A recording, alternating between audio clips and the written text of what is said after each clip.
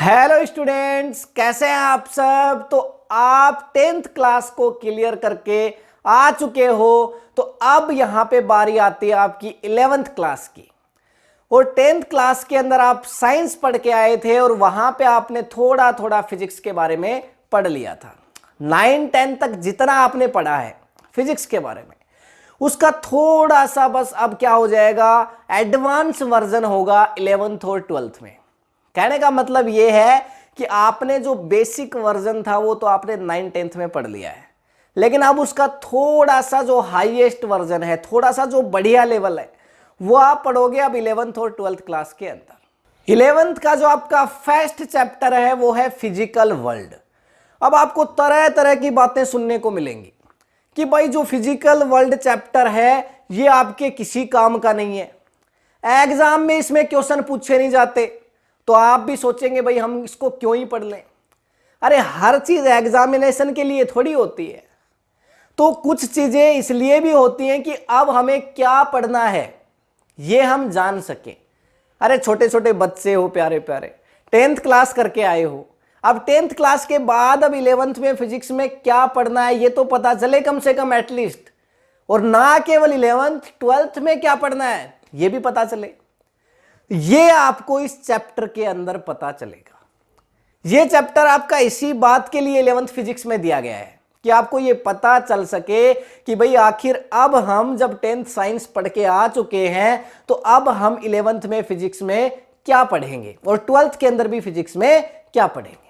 और इस physical world chapter की सबसे पहली बात आपके पास आती है, व्हाट इज फिजिक्स, कि भाई फिजिक्स है क्या। सबसे पहली चीज तो मेरे को यह बता दो, आप 10th पढ़ के आए हो, भाई साइंस क्या है, what is the means of science. अब हिंदी में पूछेंगे, कहोगे सर विज्ञान, लेकिन ये विज्ञान क्या है। तो वी प्लस ज्ञान, वी मतलब विशेष, ज्ञान मतलब नॉलेज, मतलब किसी चीज के बारे में एक स्पेसिफिक नॉलेज, भाई ज्ञान। भाई मेरी ये जो शर्ट है ये ब्लैक है, ये तो सबको पता है, इसमें क्या साइंस है, इसमें क्या विज्ञान है। लेकिन ये शर्ट अगर कौन से मटेरियल से बनी है, ये जो टी शर्ट है कौन से मटेरियल से बनी है, ये अगर हमें पता चल जाए तो फिर भाई वो क्या हो जाता है, आपका विज्ञान हो जाता है, साइंस हो जाता है। ठीक उसी तरह से फिजिक्स, ग्रीक लैंग्वेज का ये जो वर्ड देख पा रहे होगे आप यहां पे, तो ग्रीक लैंग्वेज के इस वर्ड से लिया जाता है और जिसका मतलब है नेचर। अब ये ग्रीक में लिखा हुआ है तो हम इसको पढ़ेंगे तो वैसे ये फिजिका ही है, पर इसका जो मतलब है ना वो नेचर होता है। नेचर मतलब प्रकृति। तो ये फिजिक्स क्या है। अब फिजिक्स को स्पेसिफिकली डिफाइन करना कि भाई है क्या एक्चुअल में फिजिक्स, ये पॉसिबल नहीं है। और ये मैं नहीं कह रहा, ये कौन कह रहा है, ये आपकी एनसीईआरटी कह रही है कि भाई फिजिक्स क्या है, हम इसको डिफाइन करने के अंदर सक्षम ही नहीं है, ये पॉसिबल ही नहीं है कि भाई हम इसको डिफाइन कर दें। तो बोले तो फिर पता कैसे चलेगा फिजिक्स क्या है। तो आपकी एनसीईआरटी बोलती है जो आप अपने चारों तरफ देखते हो, फिजिक्स का हिंदी मतलब होता है भौतिकी, और नेचर वर्ड से इसको लिया गया। नेचर मतलब प्रकृति। तो इस प्रकृति में जितना भी बाहर से चीजें आपको दिख रही हैं वो सारी की सारी फिजिक्स है। आपका चलना फिजिक्स है, आपका उठना फिजिक्स है, आपका दौड़ना भी फिजिक्स है, आपका दौड़ना फिजिक्स है, बोलना भी फिजिक्स है, साउंड, ठीक है, किसी चीज को पुश कर रहे हो, पुल कर रहे हो, खींचना, फोर्स वाली बात आ जाती है, वो भी आपका फिजिक्स है। सुनना फिजिक्स है, वेव की बात आ जाती है, किसी को फोन डायल कर रहे हो, फोन में ला रहे हो, मोबाइल फिजिक्स है आपका। रूम में लाइटें जल रही हैं, फैन चल रहा होगा, ये सारी चीजें फिजिक्स हैं। घर में आपका टीवी चल रहा है, एलईडी चल रही है, फिजिक्स है। यहाँ ये मैं ये चश्मा लगा के बैठा हूं, ये स्पेक्टल से, गॉगल से, ये भी आपका फिजिक्स है, क्योंकि इसमें भी आपका लेंस लग रखा है, क्योंकि रिफ्लेक्शन रिफ्रैक्शन भी हमको इसमें पढ़ना पड़ेगा। जितनी सारी चीजें आप अपने आसपास देखते हैं सब कुछ फिजिक्स है। नदियों का बहना फिजिक्स है, नदियों का रुक जाना भी फिजिक्स है, नदियों पे डैम का बन जाना भी फिजिक्स है। डैम बन गया भाई, कितनी पोटेंशियल एनर्जी सेव हो गई, छोड़ दो सारी काइनेटिक में बदल जाएगी, 9th में पढ़ के आए होगे। ये जितनी सारी चीजें आप अपने आसपास देख रहे हैं, मून है वो आपका रोटेट कर रहा है अर्थ के चारों तरफ, ये फिजिक्स है। अर्थ आपकी सन के चारों तरफ रोटेट कर, ग्रेविटेशनल फोर्स, ये आपका फिजिक्स है। तो जो कुछ आप अपने आसपास देख पाते हो इस नेचर के अंदर, इस प्रकृति के अंदर, वो सब का सब फिजिक्स है। मैं ऐसा कह सकता हूं, ये कलर फिजिक्स है। लाइट गिर रही है 7 कलर से, अरे प्रिज्म याद कर लो, जब प्रिज्म से लाइट आती है तो भाई 7 कलर में डिवाइड हो जाती है। तो ये जो 7 कलर्स हैं, ये different different colours, colourful world आप देख पा रहे हो, ये फिजिक्स है।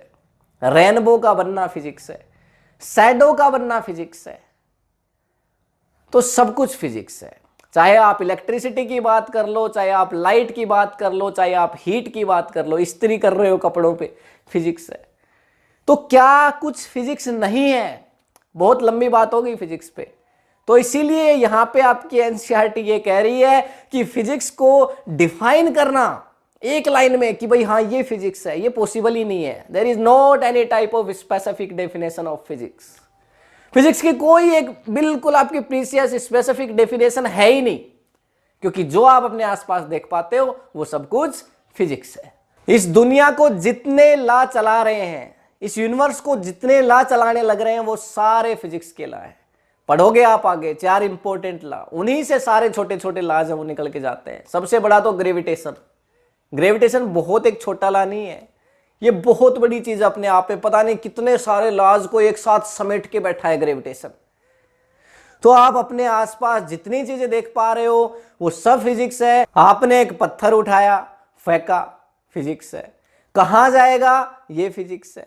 मतलब क्या चीज हैपन हो रही है आपके सामने, ये फिजिक्स है। कैसे हो रही है, क्या हो रहा है, कैसे हो रहा है, क्यों हो रहा है, ये सब फिजिक्स है। भाई इतनी डिस्टेंस पे पत्थर गया तो क्यों गया, अगर ऐसा कर देता तो कहां जाता, मतलब ये फ्यूचर बताने वाला भी फिजिक्स है। मतलब फिजिक्स से आप फ्यूचर को भी प्रिडिक्ट कर सकते हो। तो मतलब फिजिक्स है वो आपका इस नेचर में जो कुछ भी हो रहा है उसके ऊपर आप क्वेश्चन मार्क लगा दो। क्या, व्हाट, हाउ, कैसे, व्हाई, क्यों, एंड इन फ्यूचर क्या होगा, वो भी यहां पे आ जाता है। तो जितनी सारी चीजें हैं उनका आंसर अगर आपको कोई दे सकता है इस जो यूनिवर्स में हो रहा है, तो एक फिजिक्स ही ऐसा है जो आपको आंसर दे सकता है। ग्रीक वर्ड से आ गया नेचर, और नेचर वर्ड से आ गया फिजिक्स, और फिजिक्स के अंदर आ गए वो सारे लॉज जो इस दुनिया को चला रहे हैं, इस नेचर को चला रहे हैं, इस यूनिवर्स को चला रहे हैं। वो सब कुछ फिजिक्स के अंदर आ गया। तो मेरे ख्याल से व्हाट इज फिजिक्स के अंदर ये सब बताना आपको काफी होगा। मतलब ऑल ओवर मैं कह सकता हूं जो कुछ आप देख रहे हैं, जो कुछ आप सुन रहे हैं, इस पूरे फिजिकल वर्ल्ड में, इस पूरे यूनिवर्स में जो चीज जहां आपकी नजर पड़ती है वहां हर जगह पे फिजिक्स ही फिजिक्स है। और फिर आपका पॉइंट आता है कि which is the better between physics and mathematics, कि भाई मैथ में और फिजिक्स में क्या बेटर है। अच्छा एक बात बताओ, मम्मी और पापा में कौन बेटर है? मतलब यही पूछ लिया, भाई मम्मी अपनी जगह बेटर है, पापा अपनी जगह बेटर है, कैसे बताओगे मम्मी पापा में कौन बेटर है? तो यहां पे ठीक वैसे सी की सिचुएशन में आपका ये क्वेश्चन ही गलत है कि भाई मैथमेटिक्स में और फिजिक्स में कौन बेटर है। दोनों एक दूसरे पे डिपेंडेंट हैं। बिना फिजिक्स के मैथमेटिक्स का कोई वजूद नहीं है, और बिना मैथमेटिक्स के फिजिक्स का कोई यहां पे वजूद नहीं है। दोनों एक दूसरे पे इंटरडिपेंडेंट है। तो मतलब फिजिक्स मैथ पे डिपेंड करता है और मैथ फिजिक्स पे डिपेंड करता है। दोनों मिलजुल करके काम करते हैं। फिजिक्स के अकॉर्डिंगली मैंने कहा कि भाई मोशन हो रही है, लेकिन मोशन हो तो रही है, लेकिन कितनी स्पीड से हो रही है? तो मैं बोलूंगा सर ये 50, 60, 70 किलोमीटर पर आवर। आ गया मैथमेटिक्स। तो फिर बात आती है कि सर जब इतना सब कुछ फिजिक्स है तो इसको समझेंगे कैसे? तो उसकी चिंता तुम मत करो। अभी तो मैं आपको यह बता रहा हूं कि भाई पहला चैप्टर है, इसमें यही जानना है कि फिजिक्स में हमें पढ़ना क्या क्या है। और जब एक बार हमें यह पता चल जाएगा कि क्या क्या पढ़ना है तो फिर हम पढ़ना स्टार्ट भी तो करेंगे। अभी हम पढ़ नहीं रहे हैं। बिल्कुल ये गलत फहमी मत पाल लेना अपने माइंड में, कभी मिसअंडरस्टैंडिंग हो जाए कि हम पढ़ने लग गए, 11th का फिजिक्स पढ़ रहे हैं। अरे नहीं पढ़ रहे, अभी हम ये जान रहे हैं कि भाई फिजिक्स में हमें पढ़ना क्या क्या है। क्योंकि ये आपका पहला चैप्टर, मैंने पहले ही कहा कि इसमें वो सब बातें आएंगी जो आपको पढ़नी है। इनडायरेक्टली कहूं तो इसमें 11th और 12th के फिजिक्स के चैप्टर के नेम आएंगे, वो सारी बातें आएंगी। तो फिजिक्स आपका दो लॉ से समझा जा सकता है। फिजिक्स के अगर बोले जाए ना तो भाई दो लॉ है, लॉज ऑफ फिजिक्स, जो आपकी एनसीईआरटी के अंदर जो टॉपिक बना रखी ना भाई हेडिंग है, वो क्या है, लॉज ऑफ फिजिक्स। पहला लॉ है आपका यूनिफिकेशन और दूसरा लॉ है रिडक्शनिज्म। और बड़े हैवी हैवी से वर्ड है सर, ये क्या है यूनिफिकेशन रिडक्शनिज्म? अरे कुछ नहीं है भाई, जो आपका यूनिफिकेशन है इसका मतलब होता है एकीकरण। एकीकरण मतलब कि बहुत सारी चीजों को एक पॉइंट पे जोड़ दो। सुनने में बड़ा हैवी सा वर्ड लगेगा कि यार ये यूनिफिकेशन क्या, कुछ नहीं है। फिजिक्स का मतलब क्या है, फिजिक्स किस लॉ पे काम करता है, पहला जो लॉ है वो यूनिफिकेशन, मतलब बहुत सारी चीजों को एक जगह पे जोड़ दो। मतलब अगर तुम्हें 10 चीजों को समझना है ना, तो उन 10 चीजों के अंदर से कुछ कॉमन ढूंढ के ले आओ और एक पॉइंट पे रख दो। तो मतलब तुमने बहुत सारी चीजों को क्या कर दिया, यूनिफाई कर दिया, यूनिफिकेशन। और इस यूनिफिकेशन को समझने के लिए आपकी एनसीईआरटी में बहुत बढ़िया एग्जांपल दे रखा है।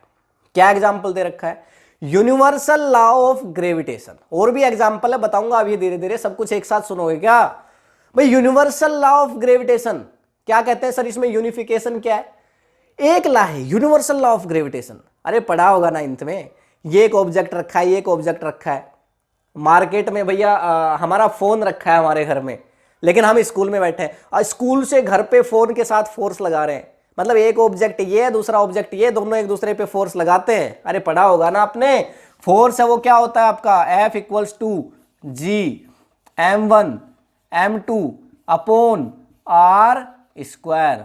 पढ़ा था आपने ये, यही तो था आपका यूनिवर्सल लॉ ऑफ ग्रेविटेशन। तो ये जो यूनिवर्सल लॉ ऑफ ग्रेविटेशन है, इससे तुम फॉलिंग ऑफ एप्पल का गिरना समझ सकते हो।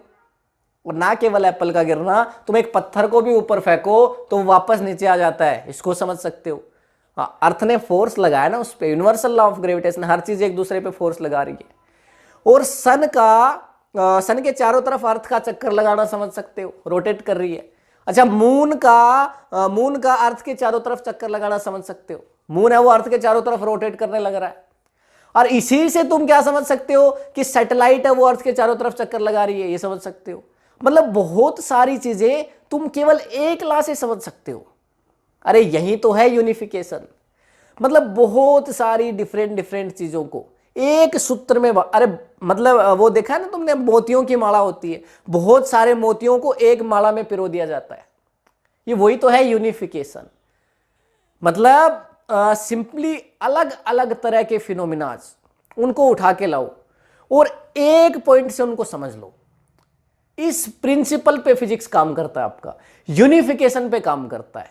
तो क्या सर हमारी एनसीईआरटी में केवल एक ही एग्जांपल दे रखा है इस बारे में? अरे नहीं, यूनिफिकेशन को समझने के लिए एक और एग्जांपल भी दे रखा है। वो क्या है sir? Second law of thermodynamics. क्या है second law of thermodynamics? Del S greater than zero. ये क्या लिख दिया सर आपने? अरे समझो मत बिल्कुल भी, समझने की अभी जरूरत है नहीं। जब ये पढ़ेंगे, मैं क्या कह रहा हूं, फिजिक्स पढ़ा नहीं रहा हूं, अभी सिर्फ आपको बता रहा हूं कि क्या पढ़ना है, ये समझेंगे तब पता चल जाएगा। थर्मोडायनामिक्स आप ये समझ के चलिए कि जो हीट से रिलेटेड जितनी स्टडी है वो आपका थर्मोडायनामिक्स के अंदर आती है। यहां पे आप क्या करिए, अभी आपको पता है कि आसमान से कुछ गिरता है, बहुत ऊपर ले जाकर के एक मिट्टी का ढेला है बड़ा सा, उसको गिरा दो, क्या होगा? नीचे पहुंचते पहुंचते वो सारा मिट्टी का ढेला, मतलब बहुत बड़ा था तो बहुत छोटा हो जाएगा। तो ये हुआ कैसे? क्योंकि वहां पे एक फ्रिक्शन फोर्स ने वर्क किया। अच्छा ऐसे छोड़ो, ये तुम्हारी जो पाम्स हैं इनको एक दूसरे के साथ रब करो, क्या होगा? हीट जनरेट होगी। ये सारी जो चीजें हैं, ये सारे जो फिनोमिनाज हैं, आयरन के अंदर हीट कहां से आ रही है, ये सारी चीजें तुम किससे समझ सकते हो? ये थर्मोडायनामिक्स से समझ सकते हो। तो वही सेम बात हो गई ना, हमने क्या कर दिया? यूनिफिकेशन कर दिया भाई, बहुत सारे अलग अलग फिनोमिनाज को ला करके और एक पॉइंट से जोड़ दिया, मतलब हमने यूनिफाई कर दिया। एक और बहुत बढ़िया एग्जांपल है यूनिफिकेशन का, आपकी एनसीईआरटी में दिया गया है, मैक्सवेल की इक्वेशंस। अब भाई मैक्सवेल ने 4 इक्वेशंस दी और चारों ही इक्वेशंस हैं वो यूनिफिकेशन का बहुत बढ़िया एग्जांपल है। पहली इक्वेशन आपकी इलेक्ट्रोस्टैटिक्स के ऊपर है, स्टैटिक एनर्जी समझते होगे ना भाई, एक आदमी चेयर पे बैठेगा, पीछे से तौलिए से मारोगे तुम, उस पर चार्ज ट्रांसफर हो जाएगा, वो दूसरे किसी बॉडी को जाकर के टच करेगा तो उसको करंट लगेगा, शॉक लगेगा। ये आपका क्या है, इलेक्ट्रोस्टैटिक्स।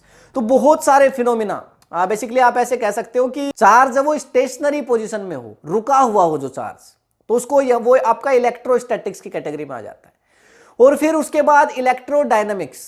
इलेक्ट्रोडायनामिक्स आपका तब होता है जब चार्ज चल रहा हो, यानी इलेक्ट्रिसिटी। आप घर में इतने सारे इक्विपमेंट्स देखते हो, तो चार्ज फ्लो करने की वजह से व्हाट इज द करंट, अरे 10th में पढ़ के आए हो कि नहीं, the rate of flow of charge is called current. तो ये सब थर्मोडायनामिक्स में आ जाता है। मतलब इतनी सारी चीजें और एक इक्वेशन, वही सेम कंडीशन आपकी इलेक्ट्रोस्टैटिक्स के साथ है। तो बहुत सारी चीजों को यूनिफाई कर दिया। फिर तीसरा इलेक्ट्रोमैग्नेटिज्म, मैग्नेटिक फील्ड की जितनी सारी बातें हैं वो सारी आप इलेक्ट्रोमैग्नेटिज्म में सीख लेते हो, वो तीसरी इक्वेशन है। और फोर्थ इक्वेशन इलेक्ट्रोमैग्नेटिक वेव, जो ये मोबाइल से बात कर रहे हो, सिग्नल ट्रांसफॉर्म हो रहा है, सैटेलाइट से सिग्नल आ रहा है, सैटेलाइट के पास सिग्नल जा रहा है, आपका टीवी एंटीना चल रहा है, ये सारी बातें इलेक्ट्रोमैग्नेटिक वेव। मतलब यूनिफिकेशन का मतलब अब तो आप अच्छे से समझ गए होगे भाई क्या है ये प्रिंसिपल। फिजिक्स क्या कहता है, बहुत सारे छोटी छोटी चीजों को पकड़ो और एक प्रिंसिपल पे लाके खत्म कर दो, एक इक्वेशन में लाके खत्म कर दो। ये आपका यूनिफिकेशन है। दूसरा प्रिंसिपल आपका रिडक्शनिज्म। अब ये रिडक्शनिज्म क्या है सर, कुछ नहीं है। अभी हमने क्या किया था, बहुत सारी चीजों को लाए थे, एक पॉइंट पे ले आए थे। अब हम क्या करेंगे, मान लो हमें एक बहुत बड़ी चीज को स्टडी करना है, बहुत बड़ी चीज को स्टडी करना है, तो हम उसको छोटे पार्ट में बांट देंगे। जैसे हमारी ह्यूमन बॉडी है, इसको स्टडी करना है, तो भाई इसका हाथ अलग स्टडी कर लेंगे, ब्रेन अलग स्टडी कर लेंगे, आईज को अलग स्टडी कर लेंगे, माउथ को अलग, टीथ को अलग स्टडी कर लेंगे। कहने का मतलब ये है कि एक बहुत बड़ा बॉडी स्ट्रक्चर, भाई जनरेटर को स्टडी करना है, इलेक्ट्रिक मोटर को स्टडी करना है, तो मैग्नेट को अलग बांट दो आपका। फिर आपके पास जो ये आपकी बुक एनसीईआरटी में एग्जांपल्स हैं ये सब, तो आपकी उसमें जो आर्मेचर है उसको अलग यहाँ पे आप डिवाइड कर दो। तो ये जो सारी चीजें हम क्या कर रहे हैं भाई, एक बहुत बड़ा आपके पास सिस्टम था और सिस्टम को छोटे टुकड़ों में बांट दिया हमने। अरे सिंपल आप ऐसे समझो कि भाई हमें यहाँ पे 20 क्विंटल अनाज ले जाना है, एक गांव से दूसरे गांव 20 क्विंटल अनाज ले जाना है, और हमारे पास 20 लोग हैं, तो हमने सबको रिस्पॉन्सिबिलिटी दे दी, भाई 1 क्विंटल तुम ले जाओगे, एक तुम, और सभी को रिस्पॉन्सिबिलिटी मिल गई। अब अगर एक आदमी उसको लेकर के जाता, तो वो एक बार में मान लो 1 क्विंटल ले जाता है, तो उसको कितना टाइम लग जाता, मतलब 20 बार उसको आना पड़ता, जाना पड़ता, कितना उसका समय बर्बाद हो जाता। उसने क्या किया, इस काम को छोटे पार्टीशंस में डिवाइड कर दिया और ये काम बड़ा ही आपका जल्दी हो गया। तो मतलब एक पूरे सिस्टम को स्टडी करना अपने आप में एक बहुत बड़ी बात हो जाती, लेकिन हमने क्या किया, उस एक पूरे सिस्टम को छोटे पार्ट्स के अंदर डिवाइड कर दिया, और इसी को हमने क्या बोला, रिडक्शनिज्म बोला। तो ये आपका दूसरा प्रिंसिपल है फिजिक्स का। फिर एनसीईआरटी में आपका इसमें टॉपिक आ जाता है स्कोप एंड एक्साइटमेंट। अभी एक्साइटमेंट क्या है, एक्साइट तो आप हो ही, क्योंकि आप फिजिक्स पढ़ने वाले हो अभी 11th क्लास का, इतनी बढ़िया बातें आप जान रहे हो, तो एक्साइटमेंट तो हो ही रहा होगा कि यार इतनी अच्छी चीजें अभी फर्स्ट चैप्टर में जब हम ये पढ़ रहे हैं कि भाई क्या क्या पढ़ने वाले हैं, तब इतना मजा आ रहा है, तो फिर आगे आने वाले चैप्टर्स में क्या मजा आएगा।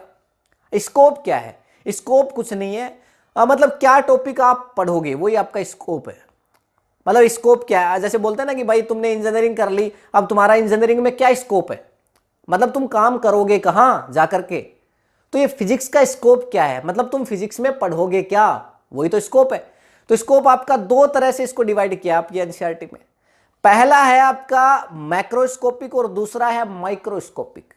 अलग अलग वर्ड है, एक है मैक्रो और एक माइक्रो। माइक्रो समझते हो ना, छोटा, तो एक मैक्रो और एक माइक्रो। एक मैक्रोस्कोपिक हो गया और दूसरा माइक्रोस्कोपिक हो गया। अब जो आपका मैक्रोस्कोपिक है ये है क्लासिकल फिजिक्स। क्लासिकल फिजिक्स क्या, कैसे सर ये क्लासिकल फिजिक्स क्या, परंपरागत फिजिक्स जो हम बहुत पहले से पढ़ते आ रहे हैं। इसमें हम कोई नई बातों की स्टडी नहीं करेंगे, मतलब ऐसा नहीं सर हम अब 11th में होके आए हैं तो सर हमें नई नई बातें पढ़ाओ, अरे नहीं, मतलब तुम्हें वही पढ़ना है जो तुमसे पहले लोग पढ़ के गए हैं और अब जो पढ़ रहे हैं, बेसिकली जो क्या है परंपरागत क्लासिकल फिजिक्स है। इसको भी 4 पार्ट में डिवाइड कर दिया गया है। पहला है आपका मैकेनिक्स, दूसरा है थर्मोडायनामिक्स, और फिर तीसरा है आपका इलेक्ट्रोमैग्नेटिज्म, और फिर फोर्थ है ऑप्टिक्स। अब इसमें आपको 11th में केवल 2 ही पार्ट पढ़ने हैं, पहला मैकेनिक्स और दूसरा थर्मोडायनामिक्स। तो सर बाकी के 2 कब पढ़ेंगे, इलेक्ट्रोमैग्नेटिज्म और ऑप्टिक्स कब पढ़ेंगे, ये पढ़ोगे आप 12th क्लास के अंदर। तो फिर सर ये जो आपने सबसे पहला बताया मैकेनिक्स, इसमें क्या क्या पढ़ना है? तो मैकेनिक्स में आप पढ़ोगे motion, laws of motion, work energy, rotational motion, gravitation, properties of solid and fluid, कि भाई एक फ्लूइड है वो कहां से कहां ट्रांसफर कर रहा है, ये आर्किमिडीज प्रिंसिपल वगैरह जो चीजें थी सारी, मैं वही सब बता रहा हूं जो आपको पढ़ना है। मैंने पहले ही कह दिया इस चैप्टर में हम वो देख रहे हैं वो जो पढ़ना है, अभी पढ़ नहीं रहे हैं, अभी केवल क्या पढ़ना है इसको समझ रहे हैं। फिर ऑस्किलेटरी मोशन है, वेव मैकेनिक्स है, मतलब साउंड वगैरह जितनी चीजें हैं, साउंड की वेव एक जगह से दूसरी जगह में ट्रांसफर होगी, वेवलेंथ क्या होगी, कितना टाइम लेगी, उसकी पिचनेस, सब कुछ, ये सारी चीजें आप किसमें पढ़ोगे? मैकेनिक्स में पढ़ोगे, जिसमें मोशन वगैरह तो आप पढ़ के भी आए हो थोड़ा थोड़ा भाई, आपका first equation of motion, second equation of motion, Newton के लॉज ऑफ मोशन, ये सब पढ़ के आए हो आप। अच्छा फिर सर ये थर्मोडायनामिक्स के अंदर हम क्या पढ़ेंगे? तो इसमें आप पढ़ोगे heat, temperature, laws of thermodynamics, heat engine, conduction, convection, radiation, मतलब हीट ट्रांसफर कैसे होती है आपकी, मोड ऑफ हीट ट्रांसफॉर्मेशन पढ़ा था ना, कंडक्शन, सॉलिड में कंडक्शन, फिर आपका लिक्विड्स में आपका कन्वेक्शन, एयर में भी कन्वेक्शन, रेडिएशन जहां कोई मीडियम ना हो वहां रेडिएशन, ये सारी चीजें आप पढ़ोगे किसमें? आपका थर्मोडायनामिक्स में। ये सारा आपको 11th में पढ़ना है। ये बेसिकली आपके चैप्टर्स के नेम है या कुछ टॉपिक्स के नेम, आप ऐसे समझ लो। इसमें देख के बहुत कंफ्यूज मत हो, सॉरी यार ये क्या बता दिया आपने, इतना सारा क्या क्या पढ़ना है, हमें कुछ नहीं पढ़ना। जो पढ़ना है वो चैप्टर वाइज पढ़ना है और वो धीरे धीरे पढ़ते हुए चलेंगे, बिल्कुल चिंता मत करो, सब कुछ समझ में आएगा, एक एक पॉइंट समझ में आएगा। अच्छा सर जब इतना बता ही दिया है तो अब ये भी बता दो कि सर 12th में क्या पढ़ना है। अच्छा 12th का भी तुम्हें अभी से जानना है तो वो भी सुन लो। 12th की जो आपका पहली चीज मैंने क्या बताया, इलेक्ट्रोमैग्नेटिज्म। अब इलेक्ट्रोमैग्नेटिज्म के अंदर तुम पढ़ोगे चार्ज, करंट। अब करंट भी आपका डायरेक्ट करंट होता है, एक अल्टरनेटिव करंट होता है, पूरा चैप्टर है इस पे आपका। उसके बाद डिवाइसेज हैं, बहुत सारे इलेक्ट्रिकल डिवाइसेज पढ़ोगे इसमें। मैग्नेटिज्म पढ़ोगे, मैग्नेटिज्म क्या है, इलेक्ट्रोमैग्नेटिक इंडक्शन पढ़ोगे, इलेक्ट्रोमैग्नेटिक वेव्स पढ़ोगे। ये वेव सारी मैंने थोड़ी देर पहले जिक्र किया था, सैटेलाइट से सिग्नल आ रहा है, सैटेलाइट को सिग्नल जा रहा है, मोबाइल से तुम बात कर रहे हो यहां से वहां, ये सारी चीजें तुम कहां पढ़ोगे? 12th में पढ़ोगे, इलेक्ट्रोमैग्नेटिज्म के अंदर पढ़ोगे। और फिर आता है आपका ऑप्टिक्स। ऑप्टिक्स तो तुम जानते ही हो, मैंने जिक्र किया था, ये चश्मा मैंने पहना हुआ है। रिफ्लेक्शन पढ़ोगे तुम, रिफ्रैक्शन पढ़ोगे तुम, प्रिज्म के बारे में पढ़ोगे। अब टॉपिक तो बहुत सारे हैं फिर। रिफ्लेक्शन, रिफ्रैक्शन क्या चीजें हैं भाई, पेंसिल को ग्लास में रख दिया, टेढ़ी क्यों दिखाई दे रही है, छोटी छोटी बातें हैं, तुम पढ़ के भी आए हो। प्रिज्म के बारे में भी तुम थोड़ा पढ़ के आए हो, लेकिन बस ये चीजें पहले तुम थोड़े से सिंपल लेवल में पढ़ के आए हो। अब ये चीजें थोड़ी सी आपकी डेंस हो जाएंगी, मतलब थोड़ी एडवांस लेवल पढ़ोगे अब थोड़ा। तो ये सब कुछ क्लासिकल फिजिक्स में आता है, ये कुछ नया नहीं पढ़ रहे आप। और याद रखना ये स्कोप कौन सा था, मैक्रोस्कोपिक। जो मैक्रोस्कोप था उसकी हम बात कर रहे हैं, जिसमें चारों ब्रांच हमने पढ़ी, जिसमें 2 ब्रांच आपको क्या क्या, मैकेनिक्स और दूसरा थर्मोडायनामिक्स। अब ये तो 11th क्लास में पढ़ना है। और जो बच गया इलेक्ट्रोमैग्नेटिज्म और उसके बाद ऑप्टिक्स, ये आपको 12th क्लास के अंदर पढ़ना है। अच्छा सर स्कोप तो आपने 2 बताए थे, एक तो मैक्रोस्कोप फिर एक माइक्रोस्कोप। अब ये माइक्रोस्कोप में क्या पढ़ेंगे? इसमें तुम पढ़ोगे क्वांटम फिजिक्स। ये बोले तो सर क्वांटम फिजिक्स क्या, तो तुम ऐसे कह सकते हो भाई कि ये जो क्वांटम फिजिक्स है ना, ये नई फिजिक्स है। मतलब ये छोटी माइक्रोस्कोपिक है ना, मतलब छोटी छोटी चीजों के बारे में स्टडी करोगे, एटम के बारे में स्टडी करोगे, न्यूक्लियस के बारे में स्टडी करोगे, न्यूक्लियर चार्ज के बारे में। अब ये सुनने में थोड़ा तुम्हें केमिस्ट्री लगेगी, पर केमिस्ट्री भी फिजिक्स ही है आपकी, ये मान के चलो भाई। 12th क्लास के अंदर इस पे बहुत सारी चीजें, क्वांटम फिजिक्स है ना, ये जो माइक्रोस्कोपिक फिजिक्स है, ये आपको 11th में नहीं पढ़ना, ये आपको 12th में ही पढ़ना है। पर इसका कुछ पार्ट आपका केमिस्ट्री के अंदर आ जाएगा। फिजिक्स में तो कुछ नहीं आने वाला, 12th में आएगा जो आएगा। लेकिन केमिस्ट्री में आपको एटम्स वगैरह, न्यूक्लियर चार्ज, ये सब 11th क्लास में भी थोड़ा पढ़ना पड़ेगा। Nuclear physics, nature of electron, nature of photon, semiconductors, ये सारी चीजें आती हैं आपकी क्वांटम फिजिक्स के अंदर। तो देखो फिजिक्स को नेचर क्या है, नेचर से क्या है आपके पास, फिजिक्स आया। फिजिक्स को फिर हमने ब्रांचेज में डिवाइड किया। फिर हमने 11th में क्या पढ़ना भाई, फिर इसमें स्कोप जब हमने देखा तो मैक्रोस्कोप को 4 पार्ट में मैंने डिवाइड कर दिया। उसके बाद फिर आपका माइक्रोस्कोप आया जिसमें क्वांटम फिजिक्स है, जिसको हमें पढ़ना ही नहीं है 11th क्लास में, जो सारा हमें 12th क्लास में पढ़ना है। तो जब मैंने टॉपिक बोला था तो फिर आपका बोला था एक्साइटमेंट भी साथ बोला था, स्कोप एंड एक्साइटमेंट। ये आपकी एनसीईआरटी में हेडिंग है। तो एक्साइटमेंट क्या है सर इस फिजिक्स के अंदर? अरे एक्साइटमेंट, कितना एक्साइटमेंट चाहिए तुम्हें? इतनी सारी चीजें तुम्हें समझ में आने लग रही हैं, अपने आसपास हो क्या रहा है वो समझ जाओगे तुम। पेंसिल टेढ़ी कैसे दिखाई दे रही है, झरना ऊपर से नीचे क्यों गिर रहा है, पत्थर फेंक रहे सर वापस नीचे क्यों आ रहा है, ये सब बातें समझ जाओगे। एरोप्लेन कैसे उड़ रही है, अपने आसपास होने वाले फिनोमिनाज को तुम समझ जाओगे। ये एक्साइटमेंट नहीं तो क्या है? फ्यूचर का प्रिडिक्शन तुम कर पाओगे, फ्यूचर का प्रिडिक्शन कर पाओगे भाई आपके पास कि ये गाड़ी इतनी इतनी स्पीड से जाएगी तो ये कितने किलोमीटर ट्रेवल करेगी, एक ट्रेन इतनी इतनी स्पीड से जाएगी तो कितनी दूर चली जाएगी, एक पत्थर को इतनी जोर से मारेंगे तो शीशा टूटेगा कि नहीं टूटेगा, अच्छा एक दीवार को तोड़ना है तो कितनी स्पीड से ट्रक को टक्कर मारनी पड़ेगी। ये सब बातें क्या है? ये प्रिडिक्शन ही तो है। तो मतलब तुम फ्यूचर को भी फिजिक्स की हेल्प से देख पाओगे, पढ़ पाओगे। तो ये भी आपका एक एक्साइटमेंट है कि एक्साइटेड हो जाओ यार, एक दीवार को गिराना है भाई, कितनी स्पीड से कितना मोमेंटम लगा के एक ट्रक को लाऊं कि बढ़िया से दीवार को गिरा दे। तो ये क्या है? एक्साइटमेंट है। मतलब फ्यूचर के बारे में तुम जान सक रहे हो, बहुत सारे एक्सपेरिमेंट्स को कंडक्ट कर सकते हो। अब नई नई चीजें आती कहां से हैं? अब तुमने सुना होगा ना, आवश्यकता मतलब नीड, आविष्कार की जननी है इन्वेंशन। इन्वेंशन कहां से आएगा? जब तुम्हें नीड होगी तभी तो इन्वेंशन करोगे। तो बहुत सारे जो एक्सपेरिमेंट्स हैं उनको कंडक्ट करने में हेल्प करेगा। ये भी अपने आप में एक एक्साइटमेंट है तुम्हारा फिजिक्स के लिए। फिर इसके बाद आपका इसी चैप्टर में एनसीईआरटी में एक और आपकी हेडिंग आ जाती है, फिजिक्स एंड टेक्नोलॉजी। ये फिजिक्स और टेक्नोलॉजी एक दूसरे से कैसे रिलेट करते हैं? अब एक बात बताओ, जब दुनिया में जितनी सारी चीजें तुम देख रहे हो, यहां तक ये जो कैमरा है इसमें भी लेंस लगा है, ये भी फिजिक्स का रोल है। ये जो मार्कर जिससे मैं लिखता हूं ये भी आपका फिजिक्स है। तो फ्रिक्शनल फोर्स ना होता तो कैसे लिख पाता? यहां मैं खड़ा हुआ हूं किस वजह से? ग्रेविटेशनल फोर्स की वजह से बैलेंस कर रहा है जो मुझे। कैसे हो पाती है सारी चीजें? तो फिर टेक्नोलॉजी जितनी सारी है उसमें क्या फिजिक्स का रोल नहीं है? फिजिक्स का रोल है, डेफिनेटली है। आप तो कह सकते हैं physics rise to new technology. Physics ही आपका नई टेक्नोलॉजी को जन्म देता है। अब किसी ने अगर सोचा नहीं होता कि क्या भाई फोन पे भी बातें करी जा सकती हैं, तो कैसे आती है टेक्नोलॉजी? अगर किसी ने सिलिकॉन चिप्स नहीं बनाए होते, जो आप गाड़ियों में आप देख रहे हो, बटन दबाया लॉक खुल गया, बटन दबाया लॉक बंद हो गया गाड़ी का। अब मेमोरी कार्ड में पता नहीं कितने कितने जीबी डाटा स्टोर किए हो, पता नहीं कैसी कैसी चीजें स्टोर करके रख लेते हो कार्ड में, मेमोरी जो जितने मेमोरी कार्ड होते हैं।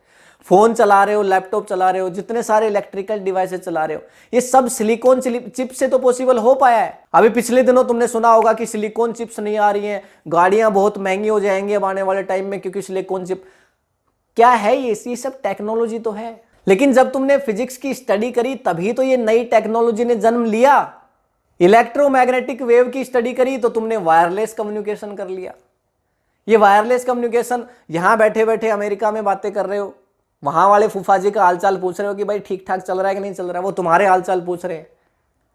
आप दूर दूर बैठे यहां से अपने घर में बैठे हो, किसी दूसरे अपने फ्रेंड का हालचाल पूछ रहे हो कि हाँ भैया सब ठीक चल रहा है कि नहीं चल रहा। फोन को तो तुम बहुत कामों में यूज करते हो। ये सारा जो कम्युनिकेशन चल रहा है ये इलेक्ट्रोमैग्नेटिक वेव की स्टडी से तो चल रहा है। अगर ये नहीं होता तो कैसे कैसे हो पाता ये सब? फिर तो तुम्हें आज भी लेटर लिख करके डालना पड़ता और लेटर से सारा काम होता। लेकिन अब तो तुम्हारे पास मोबाइल है भैया, व्हाट्सएप चलाते हो, घर में इन्वर्टर लगा रखा है। ये एसी अगर डीसी करंट नहीं पता होता तुम्हें तो ये कैसे कर पाते? अल्टरनेटिव करंट का नहीं पता होता, डायरेक्ट करंट का नहीं पता होता, जनरेटर लगा देते हो अपने पूरे शादी के अंदर, जितनी भी इलेक्ट्रिसिटी की जरूरत होती है सप्लाई हो जाती है। ये सब कैसे हो पा रहा है? ये सब टेक्नोलॉजी से तो हो पा रहा है। और टेक्नोलॉजी आई कैसे? फिजिक्स की वजह से तो आई। भाई किसी को यही नहीं पता होता मैग्नेट दो रख दो और उसके बीच में कॉइल को घुमाओ तो इलेक्ट्रिसिटी जनरेट हो जाती है। तो कैसे फिर ये हो पाती है सारी चीजें?